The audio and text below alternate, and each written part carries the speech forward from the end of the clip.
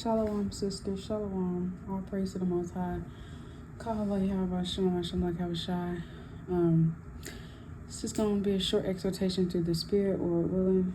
I was talking to a sister, and something she said made me Google a lioness. She said that a lioness must do what she must do to make sure her family eats. And so I Googled a lioness because I know that they hunt, but I didn't know if they were the primary hunters. So I Googled it and I looked it up. And turns out lioness are actually the primary hunters. They do all of the hunting. They bring all of the food home. And so I looked up, okay, well, if she goes to look for the food, then what does the husband do? What does the lion do? And it said that the lion is, he's mostly the defender, the protector. He guards and protects, against enemies and, things like that. So then I'm trying to see how I can relate this biblically. And this precept popped in my mind. Proverbs 31:14. She's like the merchant ship. She bringeth her food from afar. So immediately off rip, I'm like, wow, we are to be like that lioness, and we know that, the idea is that men are the sole providers.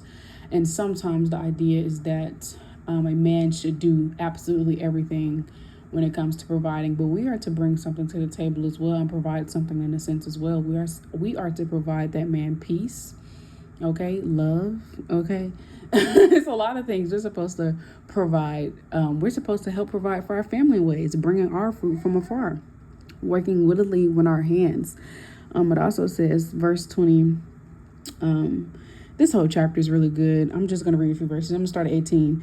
She perceiveth that her merchandise is good. Her candle goeth not out by night. She layeth her hands to the spindle, her hands hold the distaff. She stretcheth out her hand to the poor, yes, she reacheth for her hands to the needy. She is not afraid of the snow, for all her household are clothed with scarlet. She maketh herself coverings of tapestry, her clothing is silk and purple. Her husband is known in the gates when he sitteth among the elders of the land. She maketh fine linen and selleth it and delivereth girdles unto the merchant. Strength and honor her clothing, and she shall rejoice in time to come. She opened her mouth with the wisdom, and her tongue is the law of kindness. She looketh well to the ways of her household, and eateth not the bread of idleness. Her children arise up and call her blessed, her husband also, and he praiseth her.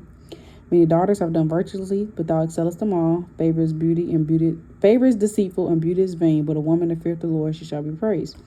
Give her of the fruit of her hands, and let her own works praise her in the gates.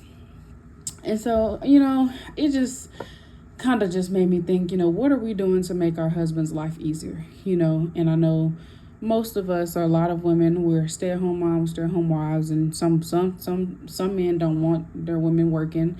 That's totally fine. But there are still ways that we can provide peace and sanity to this man. There are still things that we can do to help bring our fruit from afar. Everything doesn't just fall on our husbands. Everything doesn't just fall on the man. And I think sometimes we get lackadaisical and we think that they're supposed to do absolutely everything, but we have a lot of work to do as well. That's why Proverbs 31 woman, she's so mighty, because she takes care of so much business. She was able to, verse 16 says, she considered the field and buyeth it with the fruit of her hands. She planted the vineyard. How are you able to buy a field if you don't know no knowledge about buying a field, if you don't know how to manage finances, if you don't have the money to do so? So it's like, I don't want us to get lax in this walk and to think that, I remember a sister, she was asking, is your husband making your job easier? And it kind of, puts in the perspective of, we don't want to get lax in this walk and just think that our husbands are supposed to worship the ground that we walk on. We were made to please them. We were made to help them. Contrary to what this world pushes, we were made for them, not the other way around. This is Genesis 2:18. It says, and the Lord God said, it is not good that man should be alone. I will make an helpmeet for him. Let's also go to Timothy. And let's see what he thought about this through the Spirit. This is 1 Timothy chapter 2 and verse number 13. For Adam was first formed, then Eve. And Adam was not deceived, but the woman being deceived was in the transgression. So Adam was formed, then Eve. Man wasn't made for us. We were made for man.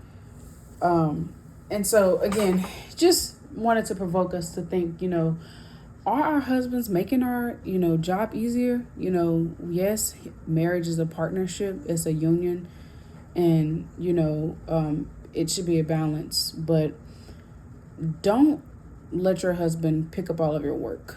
Don't let your husband make your job easier, because we are to help provide peace and other things. There's a lot of things we can help provide doing. Now, if your husband don't want you to work, that's fine. Maybe you can start your side business. And there's even other ways that you can help keep the house in order. Even if you're not able to help provide monetarily, you could still search out resources and see, maybe look into resources and see what are some ways you can help. What are some ways you can help bring food from afar? What are some, ways y'all can save money? I want you to think, is there something that you can actually, like if your husband came home, and is there something, can you say, oh, I already took care of that for you? Whether it's something to do with money or not, are you actually taking things off of his plate? Even if he doesn't want you working monetarily, if he doesn't want you working outside of the home, is the house in order when he comes home? Are the kids together? Is the house clean? Do you look up to par? Do you smell good? Or do you look like you just rolled out of bed? Again, we were created for this man, so we should do everything that we can to please this man. This is Sirach 36:24, and it says, he that getteth a wife begetteth the possession, a help like unto himself, a pillar of rest. We are to be a help and a pillar to this man. So keep yourself up. Help the house be in order when he comes home. Oh, goodness. Have the kids in order, have some food on the stove if he wants something. Just, your husband, have something ready, okay? Even if it's a snack, yourself ready. I'm just saying. I'm just saying. So I just wanted to provoke us to thought, help bring the food from afar, be a pillar of rest to your husband. Don't let him make your job easier. Put your work in as you're supposed to, because a Proverbs 31 woman, she puts her work in, and she's a very hardworking woman. Again, the lioness goes to seek that food. And so it's nothing wrong for you to make business moves and to make stuff happen for your family, because that's what a woman does as well. Everything doesn't just fall on a man. Make that business move. Make it happen through the spirit, sis. That is how we be a pillar as well. That is how we be a help unto himself. Take care of business for him so that he ain't got to worry about it. You feel what I'm saying? Do you dig me? You sipping the tea I'm sipping on? So again, if your husband doesn't want you working monetarily, that's fine, but there's still other ways that you can help make some shake and help keep the house in order and help take care of business for him. So just wanted to provoke us to thought, are we actually being that pillar?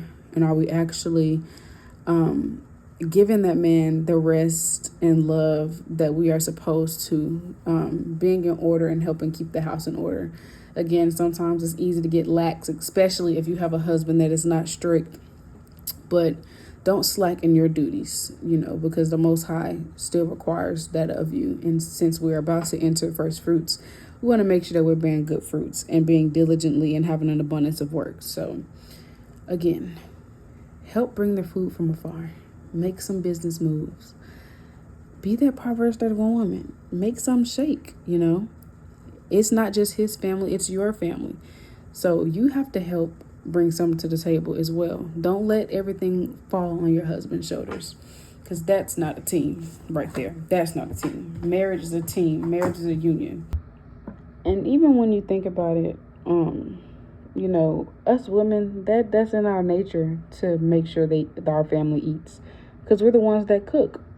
So it just kind of innate within us to make sure, let me make sure the baby got their food. Let me make sure the kids got their food. Let me make sure hubby got his food. It's innate. It should be innate to look out for our family and make sure that they are taken care of. So it's not just our husband's job to make sure the family is okay. It's your job as well. Of course, your husband, he leads and he has the final say so. But a woman is strong. A lioness is strong. She looks out for the cubs. She makes sure they're okay. She makes sure the lion has what he needs. And apparently the lion takes the first bite of the food. I didn't even know that. So just don't get lax, Look well to the ways of your household, as the scriptures say, and see how is there anything that you can do to help strengthen your family. What ways can you help your family? Because that is what we are called to do, to be a helpmeet. How can you help your family? And sometimes it goes outside of tending to the home and tending to the children. Sometimes it goes to having to look into resources to help make business moves and having to, help finances. And it's a lot that goes into. So one last thing that I want to say for real this time. Peace in a pillar means that you are also helping take the weight off of his shoulders. How are you helping take weight off of your husband's shoulder? That's the question that I want to leave us with. What are you doing to take the weight off of his shoulders? Because we're here to help. We're here to help we're here to help bring peace. How are you helping give that man a peace of mind? What are you doing to help him feel at peace, to help him be at peace, to make him feel like, oh, I'm glad she did that. I'm glad she's taking care of her. I'm glad she's doing this. What are you doing? Again, this doesn't just have to be monetarily, but it can be. But again, it doesn't have to. So that's just what I want us to think on.